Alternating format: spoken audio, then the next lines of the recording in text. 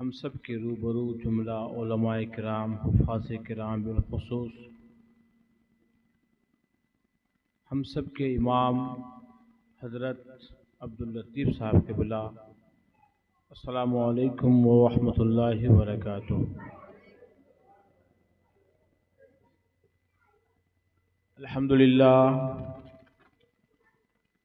अल्हम्दुलिल्लाहिल्लज़ी Kaffa व सलामुन अला इबादिहिल्लज़ीना इस्तफ़ा अम्मा बाद फ़अऊज़ु बिल्लाहि मिनश शैतानिर रजीम बिस्मिल्लाहिर रहमानिर रहीम।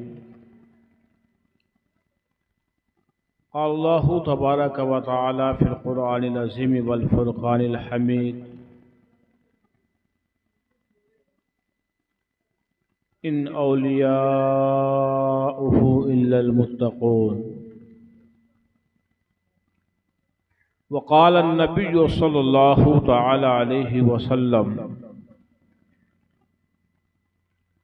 उलमाउ उम्मती कअंबियाइ बनी इसराईल। सदक़ल्लाहुल अज़ीम व सदक़ रसूलुहुन नबियुल अमीनुल मतीनुल करीम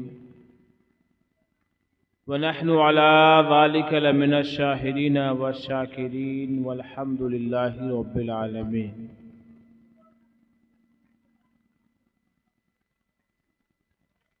आज एक बार हमरा मिलकर अपनी ग़ुलामी का सबूत देते हुए मामूल के मुताबिक सबसे पहले अपने आका व मौला फ़ख्रे दो जहाँ सरवरे कौनो मकाम अनीस गरीबा सयाह ला मकाम फ़ख्रुल मुरसलीन रहमतुल लिल आलमीन महबूब रब्बे कायनात बाइस तख़लीक़ कायनात हुज़ूर पुरनूर मुहम्मदुर रसूलुल्लाह सल्लल्लाहु तआला अलैहि वसल्लम की मुक़द्दस बारगाह में अपनी अक़ीदत व महब्बत का नजराना खुलूस व महब्बत के साथ पेश करें और पढ़ें बावाज़ से बुलंद अल्लाहुम्मा सल्लि अला सय्यिदिना व शफ़ीना हबीबना मौलाना मुहम्मद व अला आलि सय्यिदिना व मौलाना मुहम्मदिन बारिक व सल्लिम सल्लु अलैहि सलातम व सलामन अलैका या रसूल अल्लाह सल्लु अलैहि सलातम व सलामन अलैका या हबीब अल्लाह सल्लल्लाहु तआला अलैहि वसल्लम। हाज़िरीन गिरामी, इमाम इश्क़ व महब्बत बारगाह गौसियत में खराज अक़ीदत पेश करते हुए यूं गोया होते हैं कि तू है वह गौस के हर गौस है शैदा तेरा। तू है वह गौस के हर गौस है शैदा तेरा। तू है वह गैस के हर गैस है प्यासा तेरा। बादलों से कहीं रुकती है ये कड़कती बिजली, बादलों से कहीं रुकती है ये कड़कती बिजली। ढालें छट जाती है जब उठता है तेगा तेरा। ढालें छट जाती है जब उठता है तेगा तेरा। उस पर ये कहर के चंद मुखालिफ तेरे, उस पर ये कहर कि चंद मुखालिफ तेरे। चाहते हैं घटा दे कहीं पाया तेरा। अरे अक्ल होती तो खुदा से लड़ाई न लेते, अक्ल होती तो खुदा से लड़ाई न लेते। ये घटाए और उसे मंजूर बढ़ाना तेरा। वरफाना लक जिक्र कहे साया तुझ पर, वरफाना लक जिक्र कहे साया तुझ पर। बोल बाला तेरा, जिक्र ऊंचा तेरा। अब मिट गए मिटते हैं मिट जाएंगे आदा तेरे। मिट गए मिटते हैं मिट जाएंगे आदा तेरे। न मिटा है न मिटेगा कभी चर्चा तेरा। वाह क्या मर्तबा ऐ गौस है बाला तेरा। ऊंचे ऊंचों के सरों से कदम आला तेरा। और सर भला क्या कोई जाने कि है कैसा तेरा। सर भला क्या कोई जाने कि है कैसा तेरा। औलिया मलते हैं आंखें वह है तलवा तेरा। क्या दबे जिस पे हिमायत का हो पंजा तेरा। शेर को खतरे में लाता नहीं कुत्ता तेरा। हाज़िरीन गिरामी, आज की ये मजलिस जिस अजीम हस्ती की तरफ मंसूब है, यकीनन उनसे वाबिस्ता जितने भी लोग हैं, जितनी भी चीजें हैं, उनसे अकीदत रखने वाली जितनी भी चीजें हैं, खा इंसानों में हो या जिन्नात में हो, अल्लाह ने उनके अंदर हौसला अता फरमाया है। जिसके दिल में गौसे आजम की मोहब्बत होती है, यकीनन उसके अंदर आम इंसानों से ज्यादा हिम्मत होती है। और ये मस्जिद जहां हम और आप बैठे हैं, यकीन जाने इसको किसी गासे वाला कब्जे से, चुंगल से आजाद करने का काम एक आशिक़े गौसुल वरा ही कर सकता है। इसलिए कि जिसके दिल में एक गौसे आजम की मोहब्बत होती है, इश्क होता है, वो अपनी कौम के लिए सरगर्दा होता है, कौम की फिक्र करता है।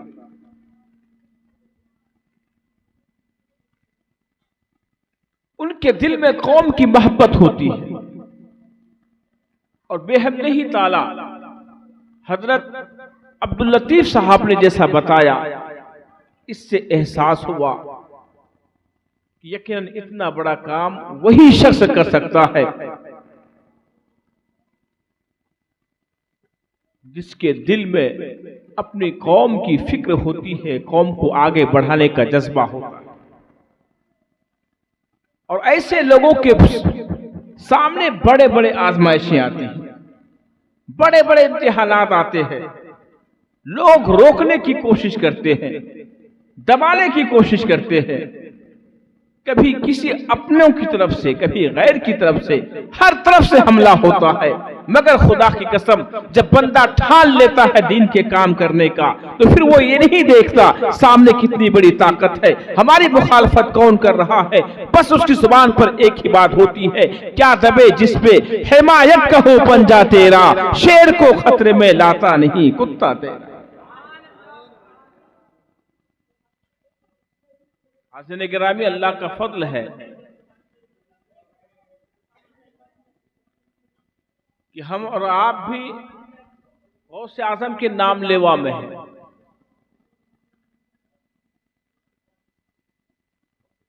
अच्छा, हजरत भी तशरीफ ला चुके हैं।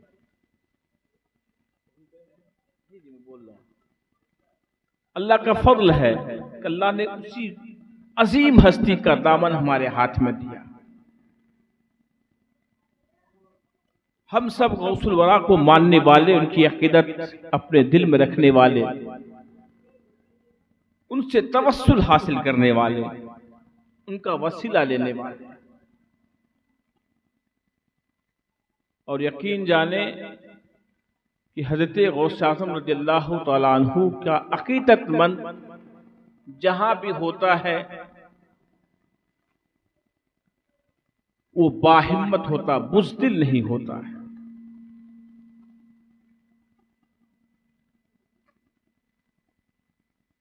अल्लाह का एहसान है कि गौसे आज़म का साया हमें अता फरमाया। खुदा के फजल से हम पर है साया गौसे आज़म का, हमें दोनों जहां में है सहारा गौसे आज़म का। और मुरीदी ला तखफ कहकर तसल्ली दी गुलामों को, क़यामत तक रहे बेखौफ बंदा गौसे आज़म का। अजीज़ो कर चुको तैयार जब मेरे जनाजे को, कफन में लिख देना नाम वाला गौसे आज़म का।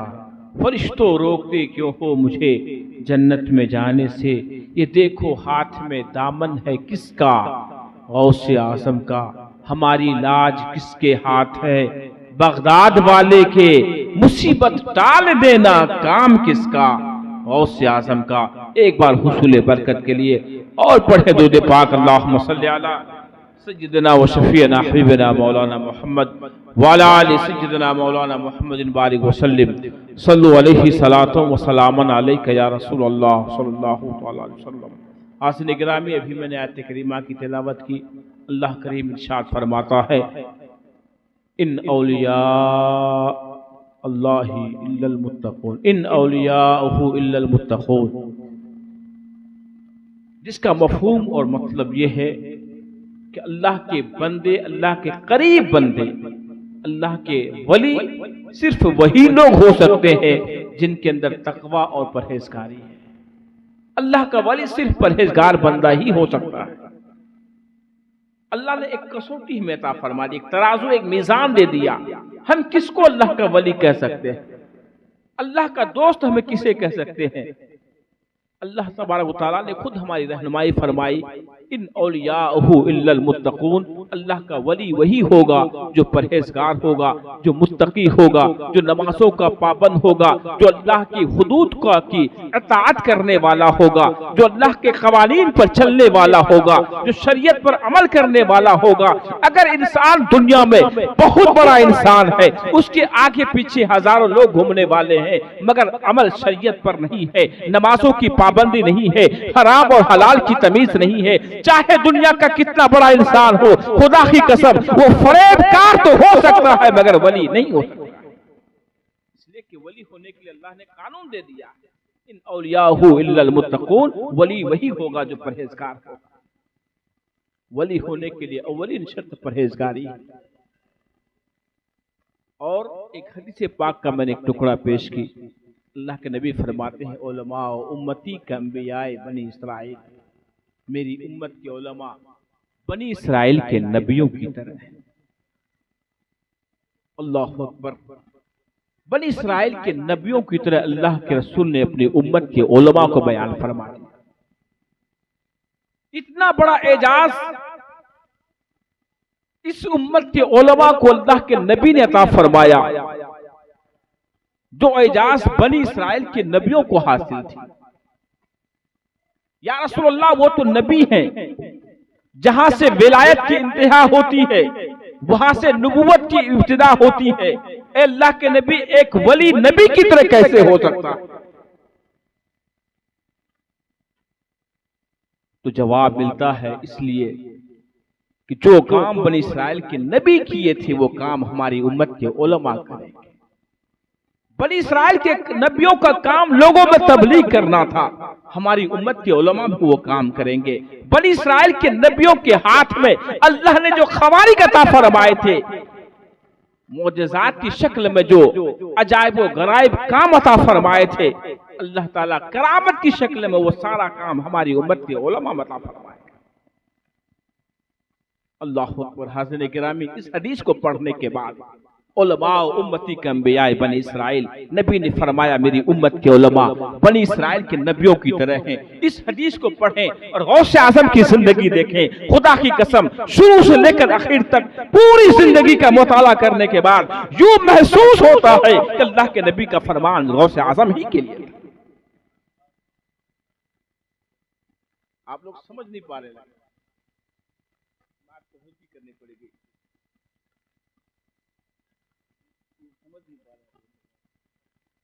दुरूद पाक पर अल्लाहुम्मा सल्ली अला सय्यिदना व शफीना हबीबना मौलाना मुहम्मद व अला आलि सय्यिदना मौलाना मुहम्मदिन बारिक व सल्लिम सल्लु अलैहि सलातुम व सलामुन अलैका या रसूल अल्लाह।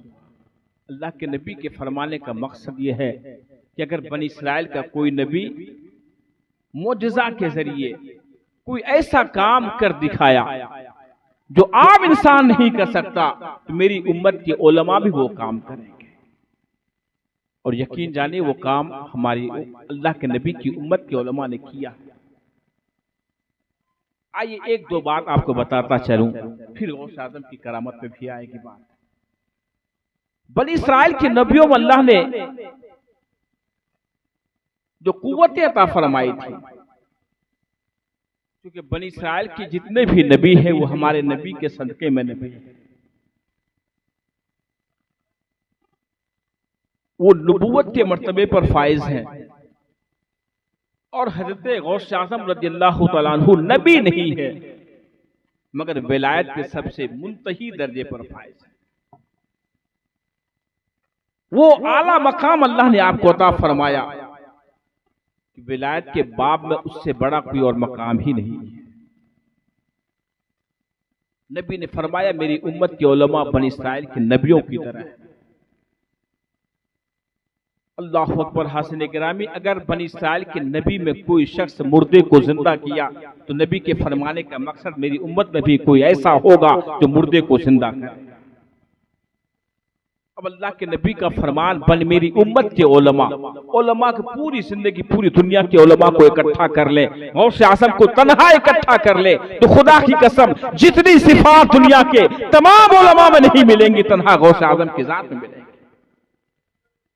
वो कुदरत अल्लाह ने गौसे आज़म को अता फरमाया, वो मकाम और मर्तबा अल्लाह ने गौसे आज़म को अता फरमाया। यहां तक के हज़रत खिज़र अलैहिस्सलातु वस्सलाम, जिनके पास अल्लाह ने मूसा अलैहिस्सलाम को भेजा था, ऐ मूसा जाओ खिज़र से इल्म हासिल करो,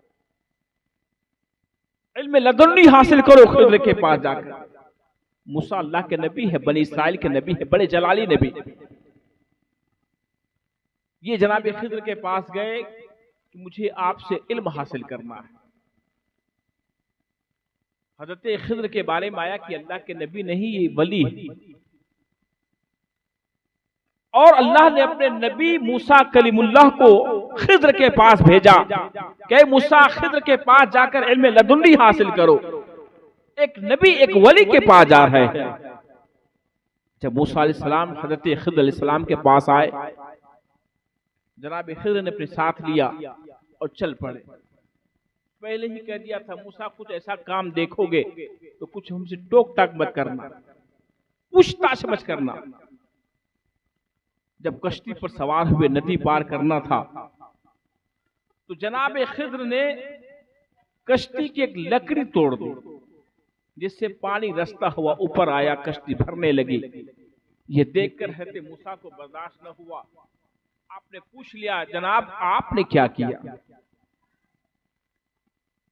बेचारे गरीब इंसान की कश्ती पर आपने ऐब लगा दी। आपको ये काम नहीं करना था, इसलिए कि शरीयत के मुताबिक ये काम नहीं है। अल्लाह के नबी अलैहिस्सलातु वस्सलाम मूसा अलैहिस्सलाम हज़रत खिज़र से कह रहे हैं, ये काम शरीयत के मुताबिक नहीं है, किसी बंदे की हक तलफी है, आपने खयानत की है, ये काम आपको नहीं करना। इतना सुनना था। जनाब खिज़र कहते हैं, या मूसा इन्नका लन तस्ततिअ मई सबरा, ऐ मूसा तुम मेरे साथ नहीं रह सकते हो, तुम मेरे साथ सब्र नहीं कर सकते हो। मूसा बनी इस्राइल के नबी हैं। फिर आगे बढ़े तो जनाब खिज़र ने एक बच्चे को, खेलता हुआ बच्चा पकड़ा, गर्दन मरोड़कर उसको जान से मार दिया। ये देखिए हज़रत मूसा को बर्दाश्त नहीं हुआ, फिर पूछ लिया, ऐ खिज़र ये तूने क्या किया? आवाज आई, इन्नका लन तस्ततिअ मई सबरा, ऐ मूसा आप मेरे साथ नहीं रह सकते हैं, यहाँ से वापस हो जाएं। फिर हज़रत मूसा अलैहिस्सलाम ने कहा, ऐ खिज़र अब तुझे मैं कुछ पूछूंगा नहीं, कुछ टोक टाक नहीं करूंगा, जो तुम्हारी मर्जी कर लेना। जब आगे बढ़े हैं, एक गांव वालों से खाने की तलब की है, कहा मुझे कुछ खाना दे दो। गांव वालों ने इनकार कर दिया, मगर उसी गांव में एक टेढ़ी दीवार थी, जनाब खिज़र ने सीधी कर दिया। अब मूसा अलैहिस्सलाम पूछ लिए, इन लोगों ने खाना तक नहीं दिया, आपने उनकी दीवार सीधी कर दी। आखिर माजरा क्या है? अल-गज़ के वो खिज़र जिनका मकाम और मर्तबा इतना बड़ा है कि अल्लाह रब्बुल इज्जत जनाब मूसा कलीमुल्लाह को इल्म हासिल करने भेजे, वो खिज़र जिनके पास एक नबी चलकर आता है, वो खिज़र जो एक नबी से कहते हैं इन्नका लन तस्ततिअ मई सबरा। आइए उसी खिज़र का मकाम गौसे आज़म की बारगाह में देखिए, उसी खिज़र को गौसे आज़म के बारगाह अक़दस में उसी खिज़र का हाल देखिए। अल्लाहु अकबर। हज़रत गौसे आज़म रज़ियल्लाहु तआला अन्हु मस्जिद के मेंबर पर खुतबा दे रहे हैं।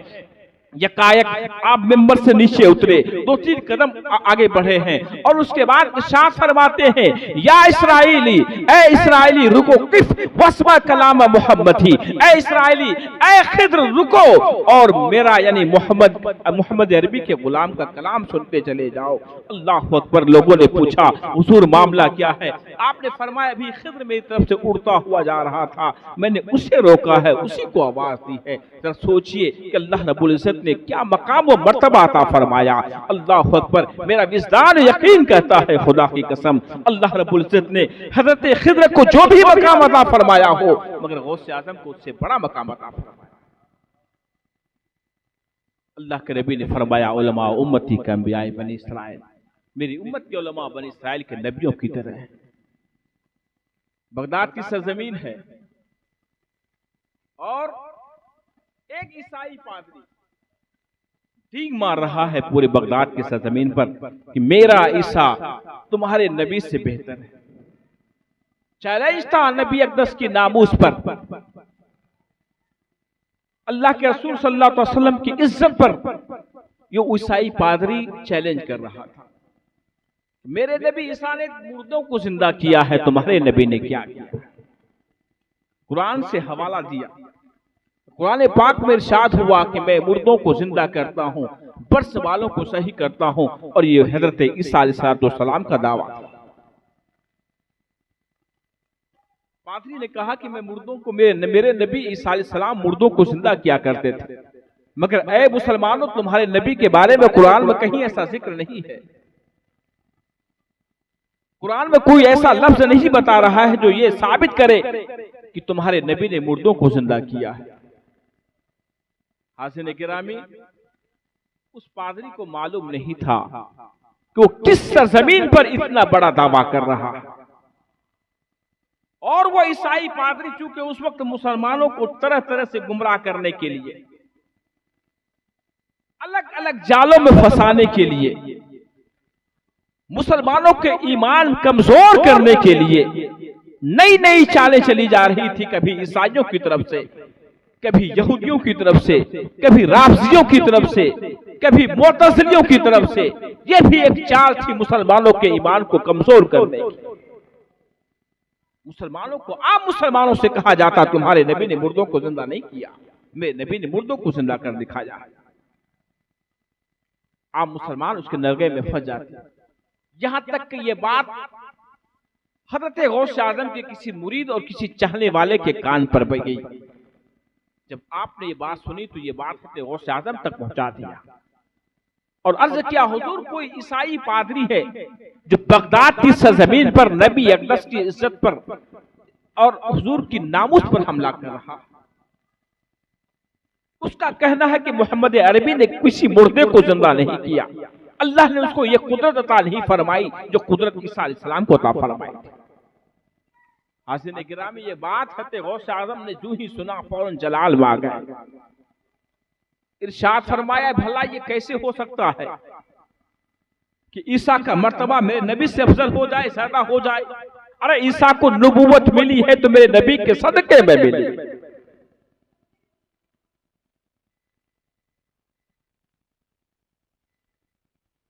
आप लोगों को तवज्जो जरा भटक रहा है, उधर ज्यादा देख रहे हैं।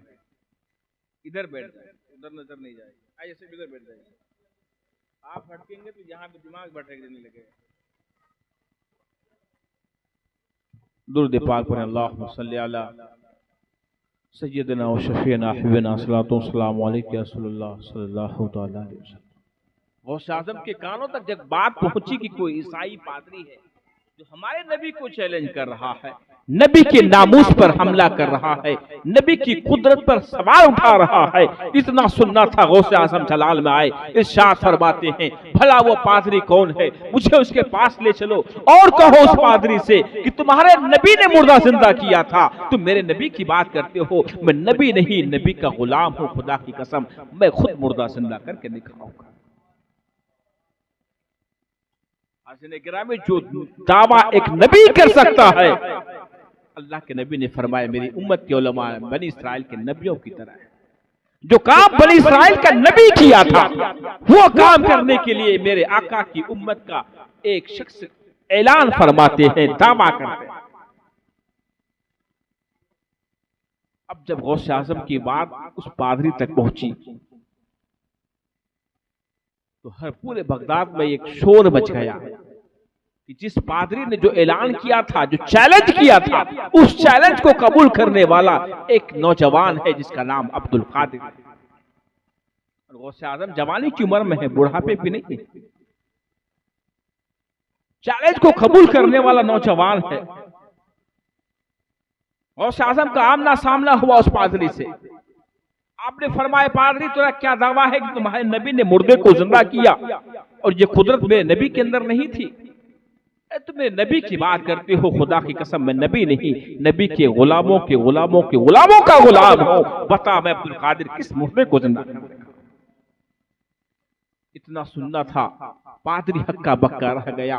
पादरी ने कहा, अब्दुल कादिर नौजवान, तुम्हें मालूम है तुम क्या कहना चाहते हो? अरे मुर्दा जिंदा करना कोई बच्चों का खेल नहीं, कोई तमाशा नहीं है। ये तो नबियों का काम है, ये तो अल्लाह के मुकर्रम बंदों का काम है, ये तो ईसा का काम था जिसने मुर्दा जिंदा कर दिखाया है। ये तुम्हारे बस की बात नहीं है। हाज़िर गिरामी, इतना सुनना था, हज़रत गौस आज़म ने इरशाद फरमाया, ऐ पादरी, तुम्हें नबी को चैलेंज कर रहा था, खुदा की कसम सुन ले, ईसा नबी है तो मोहम्मद अरबी के सदक़े में नबी है, मूसा नबी है तो मैं नबी के सदक़े में नबी है। यहां तक कि अल्लाह ने इरशाद फरमाया, लौला का लमा खलक़तुल अफ़लाक, ऐ मोहम्मद अगर तुम ना होते तो मैं दुनिया पैदा नहीं करता।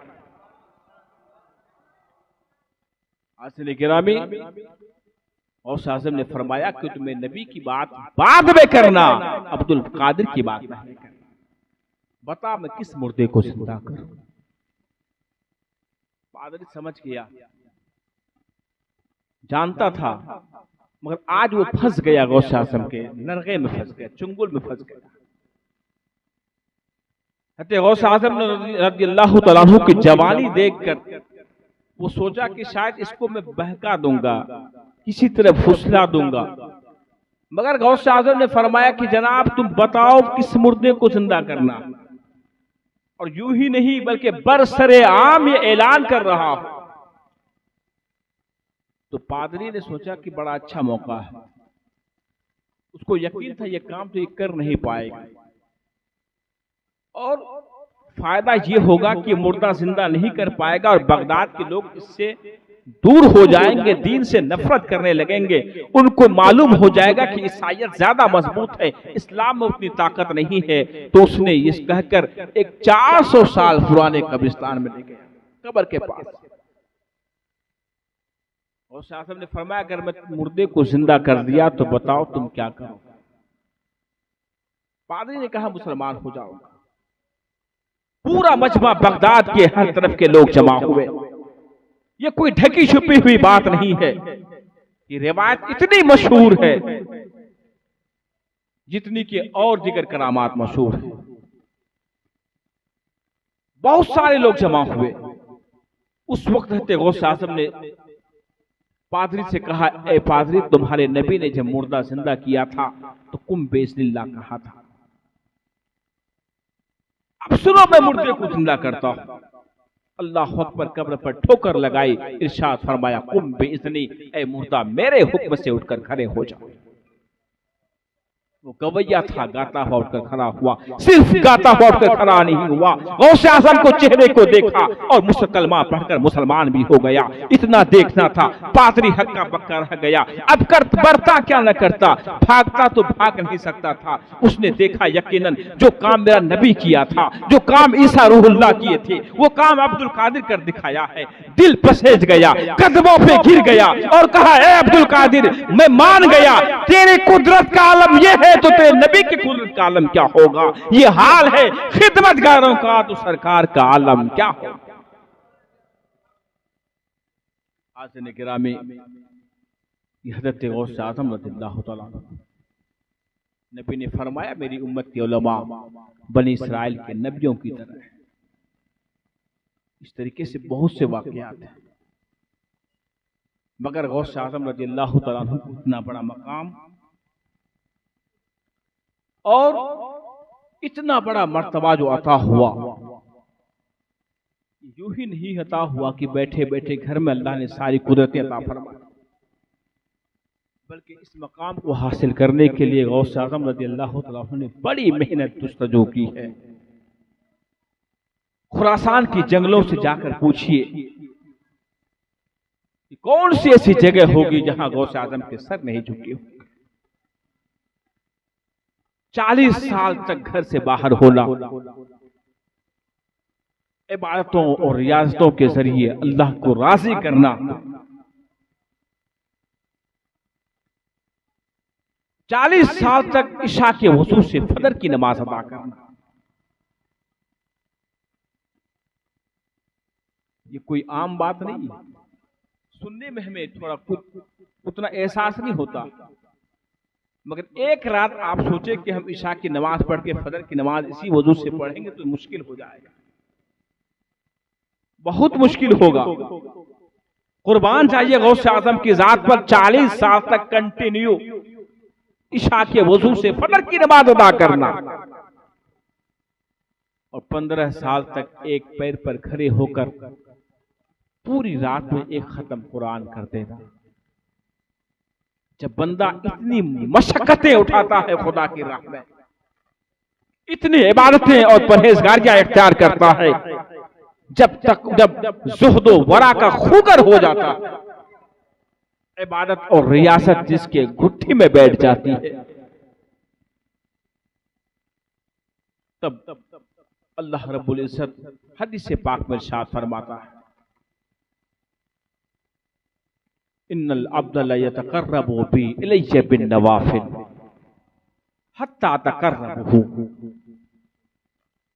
बंदा मेरा नवाफिल के जरिए मेरी कुर्बत चाहता है तो मैं उसका करीब हो जाता हूं। नवाफिल के जरिए नफल नमाज होती है। नफल नमाजें कब पढ़ेंगे आप? जब आप फर्ज पढ़ लें। फर्ज नमाजों के बाद नफल नमाजें हैं। आप फर्ज पढ़े नहीं और नफल पे नफल पढ़े जा रहे हैं, कुछ मतलब का नहीं। पहले फर्ज की अदायगी है, फिर नफल अदा करना है। और नफल कौन सा बंदा अदा करेगा? किस बंदे को नफल के जरिए अल्लाह की कुर्बत हासिल होगी? जो पहले फराइज को अदा करे। जिसने फर्ज ही नहीं पढ़े तो फिर अल्लाह का करीब कहां से होगा? अल्लाह का करीब होने के लिए फर्ज को बाजमात पाबंदी के साथ जब अदा करेंगे, उसके बाद नवाफिल के जरिए अल्लाह की मर्जी हासिल होगी। याद रहे, हम पर 5 वक्त की नमाज फर्ज है, 5 वक्त की। अगर हम कोताही और सुस्ती के जरिए नमाजों को तर्क करते हैं, मस्जिदों को वीरान करते हैं, एक बात याद रखिएगा, ये मस्जिद भी बद्दुआएं करती है। मस्जिद के दरो दीवार बद्दुआएं करती है, मस्जिद के मेंबरों मेहराब बद्दुआएं करती है। और इसकी दुआएं और बद्दुआएं दोनों ऐसी होती हैं कि अल्लाह के यहां दोनों मकबूल होती है। हदीस में आया कि जब बंदा जिस जमीन पर नमाज पढ़ता है, जिस मस्जिद में बंदा नमाज पढ़ता है, कल क़यामत के दिन वो मस्जिद रब की बारगाह में सिफारिश करेगी, मालिक ये बंदा तेरी इबादत का खूगर था, मैं उसकी गवाही देती हूं। जब मस्जिद बंदे के हक में गवाही देगी तो अल्लाह ताला उस बंदे को माफ फरमाएगा।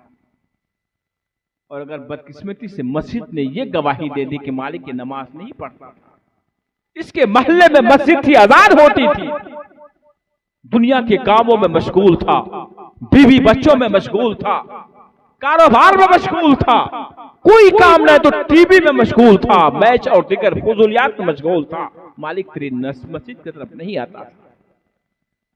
मोहसिन अजान देता था, हय्या अल सलाह, लोगों नमाज की तरफ आओ। मोहसिन कहता था पुकार पुकार कर, हय्या अल फलाह, लोगों कामयाबी की तरफ आओ। मालिक ये सुनता भी था मगर सुन के अनसुना करता था, तेरी आवाज की तरफ नहीं आता था, तेरी पुकार की तरफ नहीं आता था। हाज़िर गिरामी, अगर मस्जिद की सिफारिश कबूल होती है तो खुदा की कसम मस्जिद की बद्दुआएं भी कबूल होती है।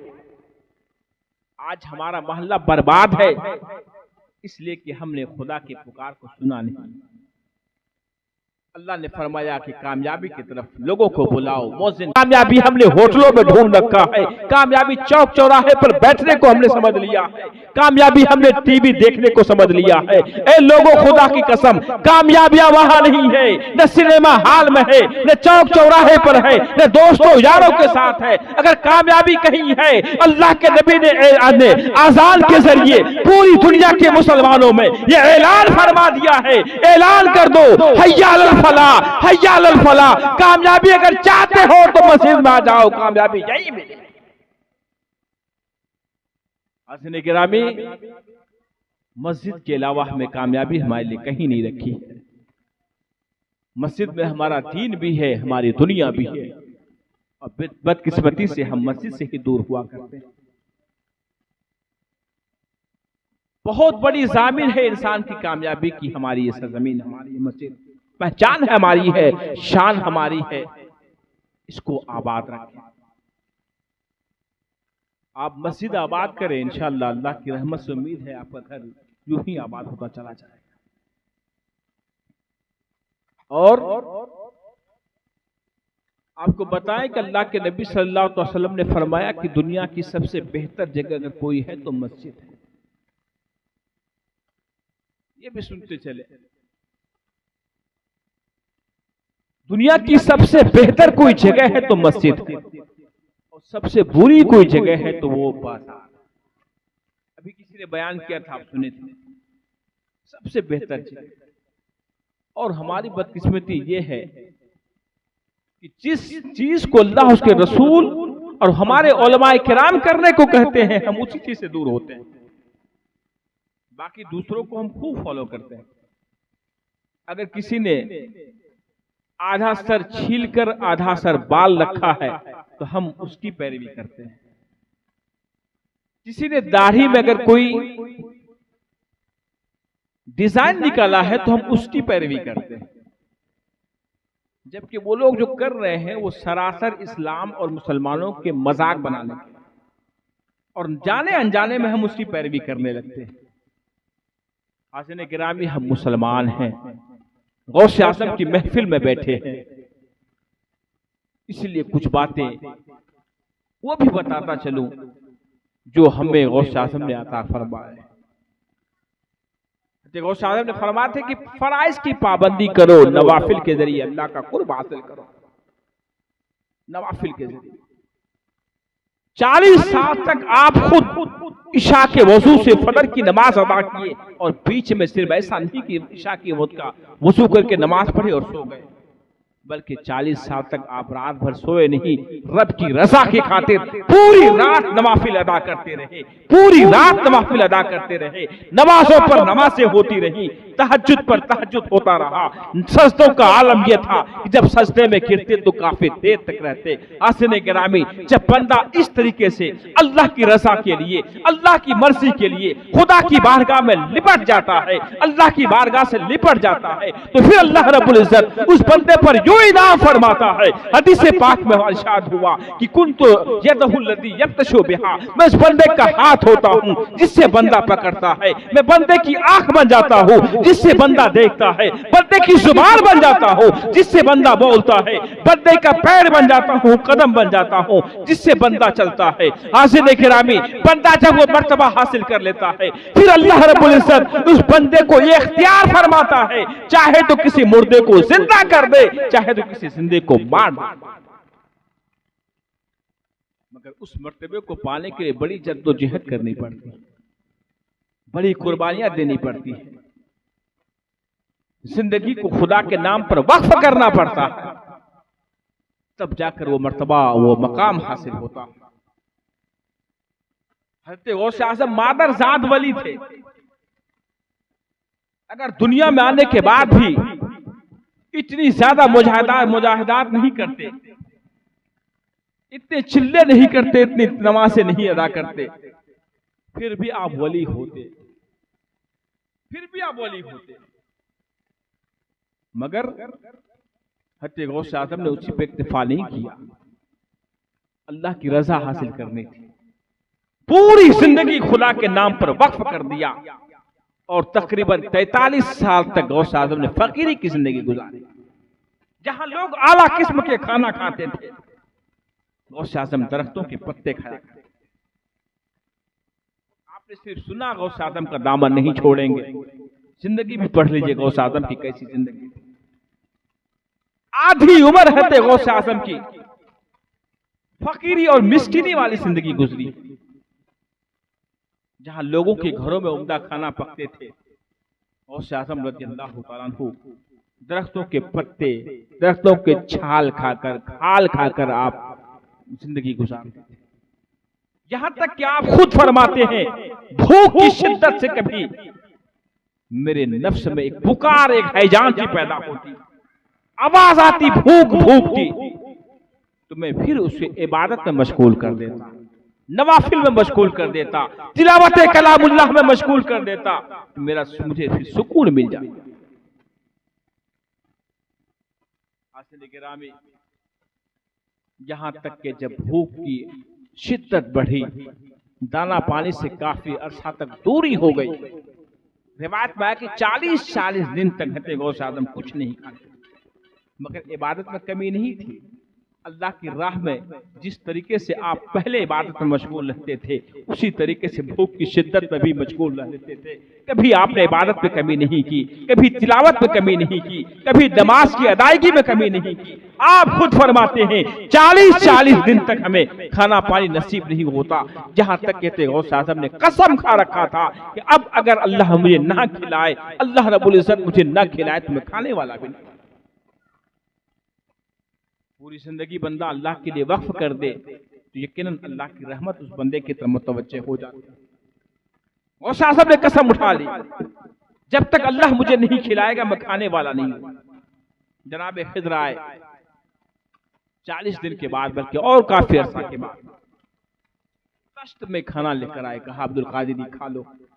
आपने कहा मैं खाने वाला नहीं, उसने मैंने कसम उठा रखी है जब तक मेरा मौला मुझे खिलाएगा नहीं मैं खाने वाला नहीं। जनाब खिज़र कहते हैं अब्दुल कादिर तुम्हें क्या लगता है ये खाना मैं किसी होटल से लेकर आया हूं, अपने घर से लेकर आया हूं? नहीं, खुदा की कसम ये खाना जन्नत का है, रब ने तेरे लिए भेजा है और ये कसम दिया है कि अब्दुल कादिर को मेरी कसम देकर खाना खाने कहना। अल्लाह अकबर। जब हज़रत गौस आज़म ने सुना, तनाउल फरमाया। इमाम इश्क़ मोहब्बत फरमाते हैं कसमें दे देकर खिलाता पिलाता है तुझे प्यारा अल्लाह तेरा चाहने वाला तेरा। वाह क्या मर्तबा है गौस है बाला तेरा, ऊंचे ऊंचों के सरों से कदम वाला। हाज़िरीन गिरामी, गौस आज़म रज़ियल्लाहु तआला अन्हु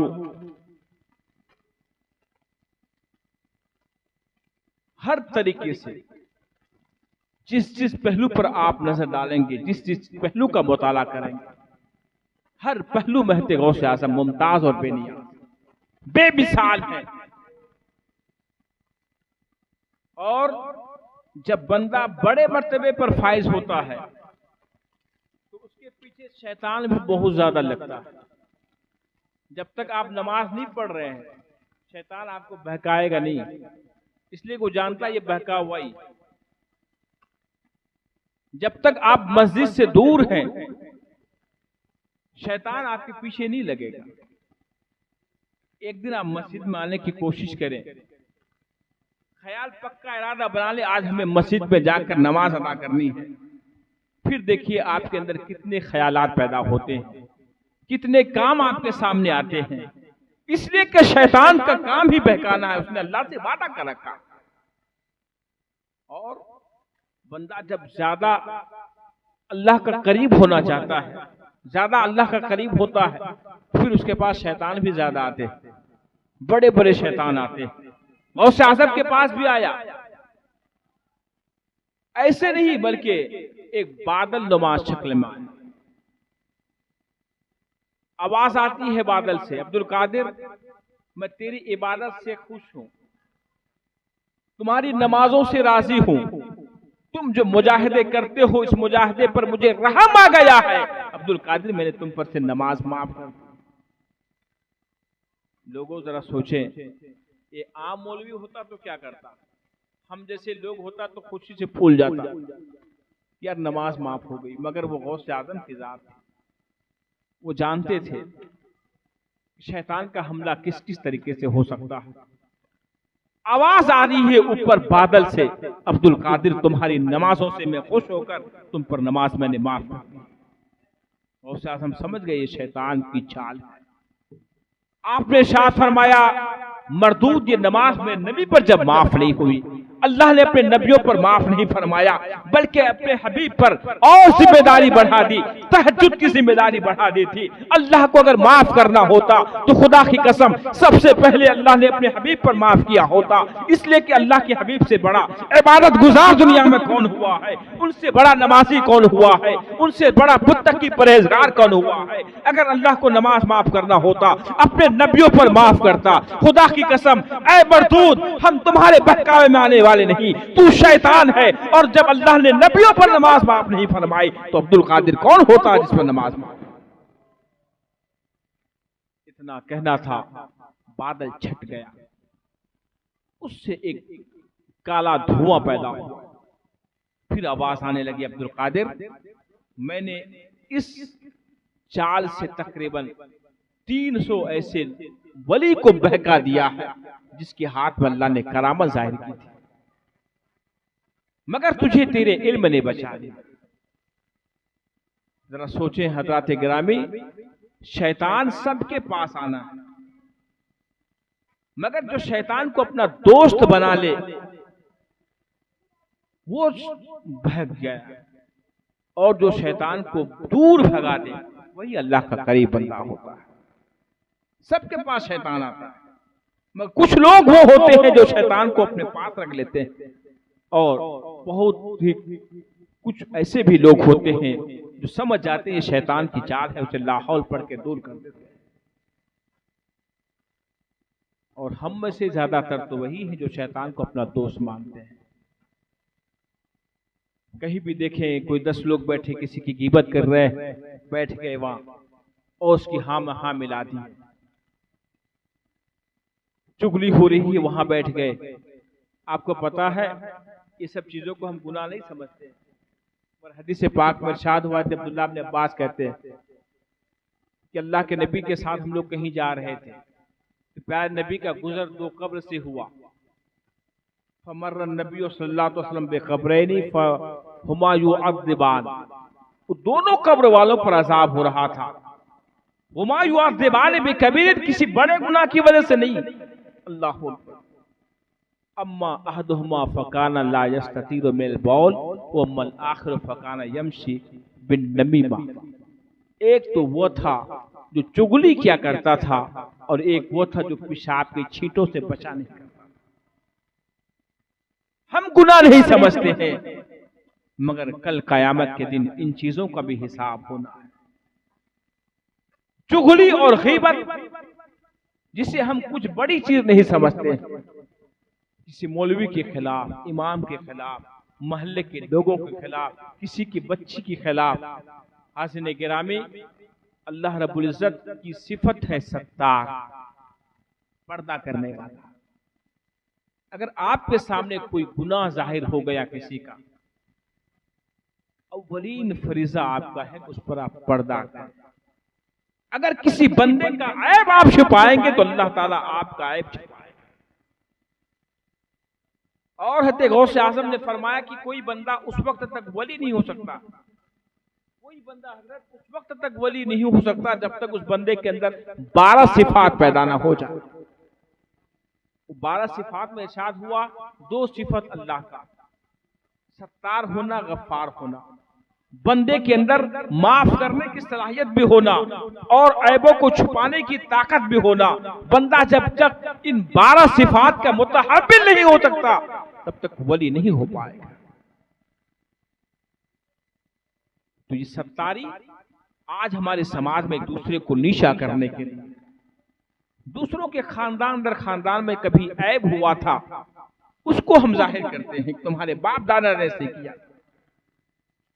कभी आपने सोचा हम किसी का ऐब जाहिर करते हैं तो हमारा भी ऐब कोई जाहिर करने वाला हो?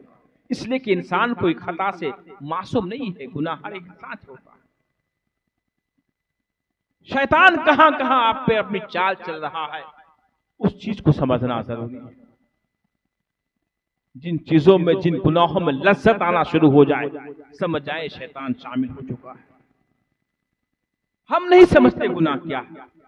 इंसान जो पेशाब के बारीक कतरों से नहीं बचता था, हदीस से पाक में आया कि उस पर भी अजाब हो रहा था। जो इंसान चुगली कर रहा था, हदीस का इरशाद है, उस पर भी अल्लाह का अजाब हो रहा था। हाज़िर गिरामी, जरा सोचे हम कितने बड़े बड़े गुनाह कर लेते हैं। यहां तक कि इस हदीस से पाक में जीन्स और टाइट कपड़े पहनने वालों के लिए भी सबक है।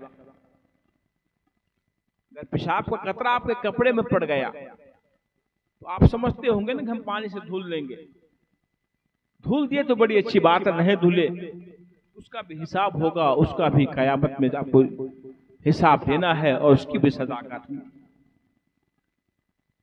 अलगर्ज कि ये शैतान हमें हर तरीके से बहकाना चाहता है,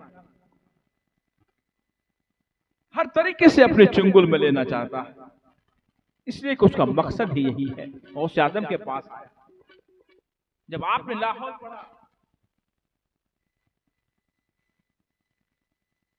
बादल छट गया, आवाज आती है अब्दुल कादिर तुझे तेरे इल्म ने बचा लिया।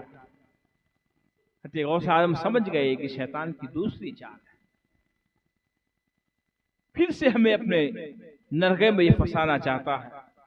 आपने इरशाद फरमाया मरदूद जनाबे आदम से ज्यादा इल्म किसको था? तुम्हारी चाल से हजरत आदम का इल्म उसे नहीं बचा सका, तो हमें मेरा इल्म कैसे बचा सकता है? खुदा की कसम मुझे बचाने वाला अल्लाह की रहमत ने मुझे बचाई है, अल्लाह की तौफीक ने, अल्लाह की मदद ने मुझे बचाई है। मेरा इल्म मुझे कभी बचा नहीं सकता है। हाज़िरीन गिरामी, ये शैतान है, हर एक के पास आता है, बस उसे अपना जो दोस्त बना ले वो गुमराह हो जाता है, जो अपने से दूर कर दे वही अल्लाह का मुकर्रम बंदा होता है। इसलिए हमेशा ध्यान दें, जो फराइज हैं उसकी अदायगी करें, जो नवाफिल हैं उसको भी अदा करें, इसलिए कि बंदा फराइज के जरिए अल्लाह का करीब नहीं हो सकता। हदीस पाक में फराइज का लफ्ज नहीं आया, नवाफिल का लफ्ज आया। जब बंदा नवाफिल पढ़ता है तो नवाफिल के जरिए अल्लाह की खुद की कुर्बत हासिल होती है, अल्लाह की रहमत मुतवज्जह होती है, अल्लाह की तरफ राह मिलनी शुरू होती है, जहां तक के बंदा उस मंजिल को पहुंच जाता है कि जब बंदा, अल्लाह इरशाद फरमाता है कि बंदे की जुबान होती है, बोली मेरी होती है, जुबान बंदे की। हाज़िरीन गिरामी, आज हम गौस आज़म की महफिल में बैठे हैं। बहुत से नुक्ते ऐसे हैं जो गौस आज़म की जिंदगी में हमारे लिए मिशअल राह है, हमारे लिए हिदायत है। इसीलिए गौस आज़म का नाम लेवा है, हमें चाहिए कि हम गौस आज़म की सीरत पर अमल भी करें। और एक बात याद रखें, खुदा की कसम दुनिया में जितने भी कौम है, उन सारी कौम में अगर सबसे ज्यादा मजबूत और बाहिम्मत कौम है तो मुसलमान है, और मुसलमानों में भी वो है जिसको अल्लाह ने गौस आज़म का दामन अता किया है, जिसको अल्लाह ने बुजुर्गों का वास्ता दिया है, बुजुर्गों की मोहब्बत अता फरमाई। और इसलिए कि हज़रत गौस आज़म रज़ियल्लाहु तआला अन्हु ने इरशाद फरमाया, मोहिउद्दीन इस्मी,